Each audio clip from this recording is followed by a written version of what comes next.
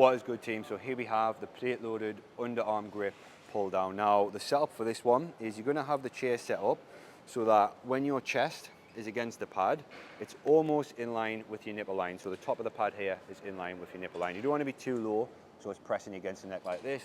You don't want to be too high, so you're hanging over it, because both of them are going to be incredibly uncomfortable. It's going to be difficult to control your breathing. So for here, for me, it's around about perfect, but have a play about with your biomechanics with what works for you. Then in terms of your foot position, when you push this down, ideally you want to be nice and stable and you want to have it flush against the top of your quads, but you also want to make sure that your feet are firmly on the floor. So you don't want to be pushing it down so you're on your toes because you're not going to be stable. You also don't want to have too much room there, otherwise as you begin to load, it's going to pull you off your chair, and again, you're going to massively reduce your stability. So push yourself in so you're nice and tight.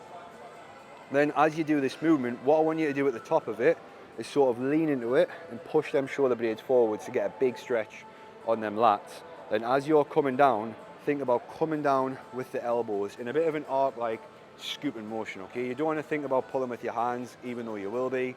A good cue I like to think of is, imagine you're a little bit of a puppet. Someone's got some string attached to your elbows and you're trying to think about bringing them elbows as close to your body as you can, bringing that arm back, round and down, and driving them elbows into an imaginary back pocket in your hips. Now, obviously because you're touching the machine, you're not going to be able to do this, but that's the cue I'm thinking about doing, is keeping them elbows nice and tight to the body, squeezing them lats as hard as you can, not going too far past, because if you do, you'll just bring in your rear delt, and also not using momentum. So you don't want to be sort of swinging it like this. You want to try and keep yourself as stable as you possibly can, driving them elbows and squeezing them into the hips like this. So when it comes to starting, you'll stand up, you'll have weight on, you'll grab yourself, get into position. As you can see, feet firmly on the floor, legs against the pad.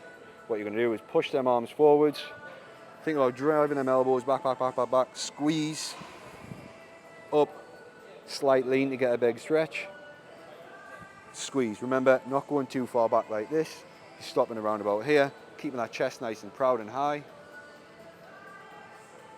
squeeze,